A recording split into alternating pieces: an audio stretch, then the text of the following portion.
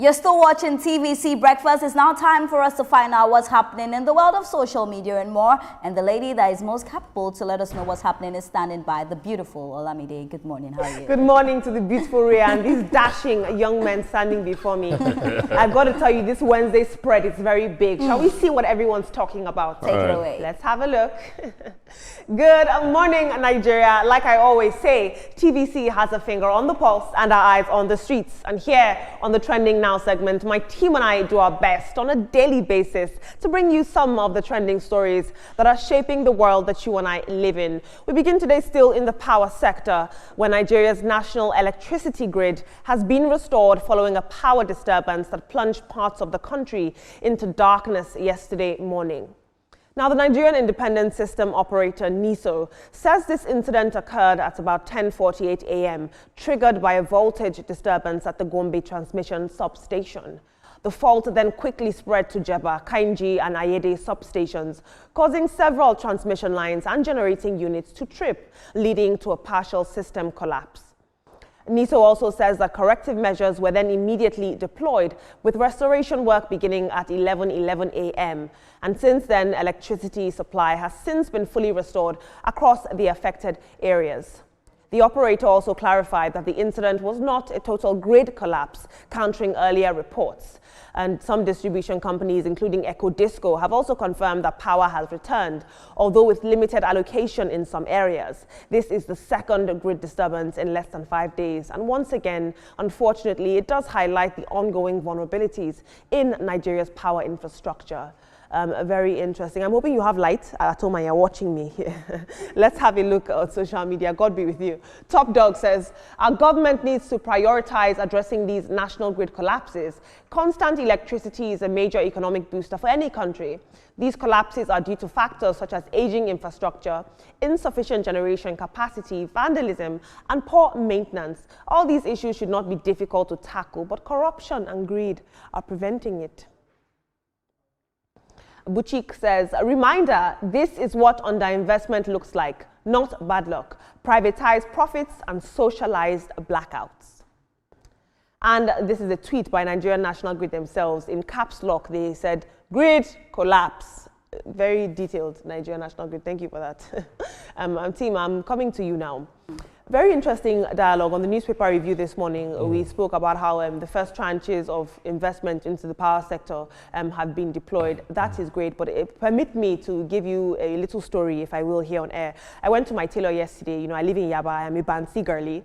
And I went to my tailor and I said, look, I want to adjust these clothes. And he said to me, Madam, sorry, I really want your money, but take your clothes back. I haven't had light in 3 days. I was making my money because, you know, here in our area, they bring light only at night. So I stay up all night to sew because that's when they bring light. He said, as you see me sew like this, madam, I've not made money in over 3 days. And he gave me back my clothes. These are just some of the on-ground realities that a lot of people are facing due to this blackout. Now, NISO is saying that they have restored electricity in some areas, but I'm going to be honest, right here in Yaba, I haven't seen light for almost 4 days. NISO might be talking about the restoration of electricity, which is true. It has been done, but for how long? You know, are we not going to hear about another collapse tomorrow? Look, the infrastructure, the electricity infrastructure in Nigeria are obsolete, they're old. It needs a total overhaul. And Rhea was asking earlier on, can't they just change everything? Yes, we can change everything, but at what cost? It's going to be very expensive in cash and in the inconvenience that it will give Nigerians. No, but I feel like if it's something that we can change, we borrow money for different things. So why don't we borrow money for something as important as this? You know, it's quite sad, Olamide. This story that you have shared is almost bringing tears to my eyes because these are people that do not even have. They are just trying to survive, and now it's difficult for them to even make a living. Imagine somebody giving you back your dress. I cannot do the work because there is no light. It's very worrisome to me. Earlier, we were speaking on the newspaper review. I was speaking about the fact that, you know, even people that have all this cold stone business, you know, their things are spoiling. The fish is spoiled. Turkey is spoiled because some of them do not even have the money to buy fuel. This is so sad. This national grid issue, we've been talking about it the whole of 2025. We've gotten into 2026 and we are still seeing it dancing Makosa. I do not understand what is really going on. Why don't we take cue from countries like Ghana? We see what Ghana has done, you know, with the electricity. If there's anything we can do to make it better, we have to, because the people are suffering. The grassroots, I'm suffering as well. Olamide, you've not seen light. You're suffering. I don't know if there's light for you to watch me this morning, but if you can watch me, thank God that you've seen light. But it's a sad one. It's a sad one. I was just telling Etoma that I had to just, burn fuel overnight. Otherwise, probably I was maybe sleeping, on set this morning. But let's get down to, brass tag. Over the years, past administrations have failed to invest meaningfully in electricity. Between 1979 or thereabouts to 1999 or thereabouts, they didn't. The military regime never paid #1 into the investment of electricity. And then I remember we used to have light, but explosion of population population explosion actually happened. So Nigeria moving from certain number to close to 250 million. So we can't compare Nigeria to any other country, maybe smaller country, when it comes to electricity. So the population is not being catered to.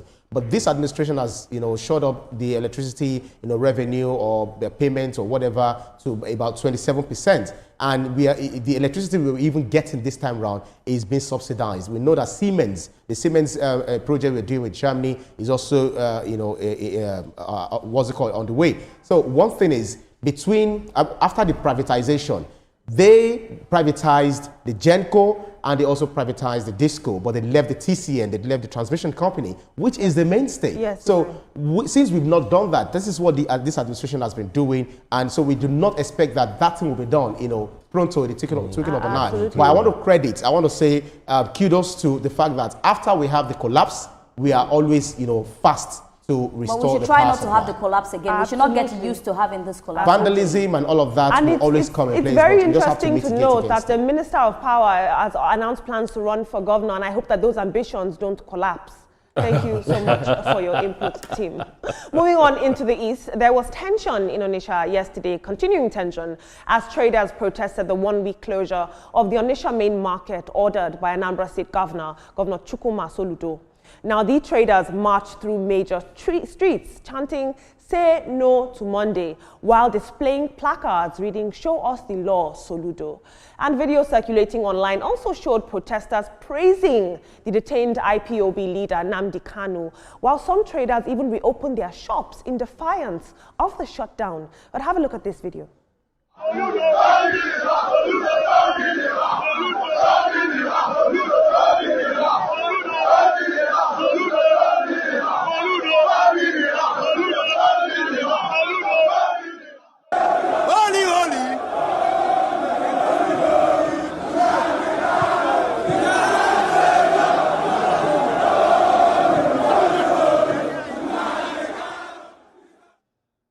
Recall that the closure of Onitsha main market followed an unscheduled visit by the governor on Monday after traders again ignored directives to resume business activities on Mondays. Governor Soludo had accused them of sabotaging efforts to restore economic normalcy and enforce an end to the sit-at-home order. Despite warnings of several sanctions by the governor, the traders insist that this closure is unfair and are now calling for the market to be reopened. And yesterday, during that protest that you just watched, security operatives were deployed to monitor the situation, with the protests remaining relatively peaceful. But let's have a look at what you had to say about this. Onwanewi says Soludo is wrong to shut down Onitsha main market this morning because traders refuse to open their shops. Oga, you can't force people to do Monday's business. Markets are open on Mondays. Whoever that wants to open should open. Don't force people. Collect your tax and get rest. And Nena Koronko says, I don't like Soludo at all. However, I support his shutting down Onitsha main market for a week to let those street urchins masquerading as freedom fighters know that you can't serve two masters at a time. You gotta choose one. They've held the Southeast region hostage for far too long. And finally, Kingston says, Soludo sealing on Onitsha main market because people willingly decided not to open their shop on Monday is dictatorship in the highest. You don't have the right to tell me when to run my business and when not to. I am not a government worker. See, we are running out of time per usual. But I will say this, we are now seeing a pushback between the Anambra State government and in himself, Governor Soludo, and the traders at Onitsha main market. What is particularly troubling here is not the fact that they are protesting the closure of the market, but it is the fact that they are clearly, in defense of IPOB detained leader Nnamdi Kanu. That is worrisome here. It is very sensitive and very tricky, and I'm hoping that it doesn't cause any unrest by the grace of God, Etoma. Governor Soludo is facing a very dicey situation that needs mental revolution. The people need to be reoriented Orientated. Yeah. At times. People need to be reorientated, and it is a very difficult thing to do. You want to put yourself in his position. The government has given a directive, and non-state actors are the ones that the people are listening to. What does that say about the seat of government? For me, this is a very dicey issue. And Olamide, if you remember, I was saying that if it's the market union that is telling people not to come to work, then there's a problem. But if it's the people themselves that do not want to come, then Soludo has a very big problem to face. I feel like oftentimes they have gotten used to the stay at home. So it's just, they feel like I'm used to this routine, so why should I go back again? But mind you, Onitsha market is like one of the biggest, if not the biggest market in the East. And I tell you that, the communications minister, the communications person in Onitsha had stated that the market has lost about 8 billion naira from just not operating on Mondays. I understand where Governor Soludo is coming from, and I feel like, why should they say that people should not come to market on Mondays? All I'm asking him for that, let's see proper security at the end of the day. The people that are protesting for IPOB, that's between them and IPOB. I have nothing to say with them, but we just need to make sure that the people are safe when they come to the market. But I agree with Soludo, this market should open from Monday to Saturday or Sunday. And I think it's the hypocrisy on the side of the people themselves, because if they could come out in this large number to protest against someone who is saying, come on, we need to do real business. We need to get serious. We need to stop, hitting ourselves, in a bad way. Why you guys need to be coming out on Mondays? You're now coming out to protest that the market has been shut down, but you're not able to come out to protest against your enemy, the enemy of your own state and region, who are killing your own people under the guise of also, emancipating you. So it's so funny. So I feel they just need to wake up. They need to grow up. They also need to develop beyond living in that, old era that they found themselves. Absolutely. But what measures are the Anambra State government putting in place to make Mondays safe for business? Thank you so much for your input, team. Moving on in the world of social media, Nigerian streamer and TikTok sensation Market+Peller Hamzat is trending again after withdrawing from Caleb University just days after resuming academic activities there. Now, Peller had earlier announced that he would be studying law at Caleb University, but just days later, he's now revealed in a widely shared video that he will not be returning to school anytime soon. This is what he had to say. See, I don't enter university. Yes, I'm not going to school again for now. I will go to school in like 10 years or this time. I will go to university. Guys, I swear to God, when I go to university, people, they are all grown more than me. I'm even still a child to go to university at this age, bro. I still have a long way I'm going to. Bro, I'll be in school for like several hours. I'll not be making a dime. I'll just be writing. I'll just be looking. I will make friend. Who they make friend?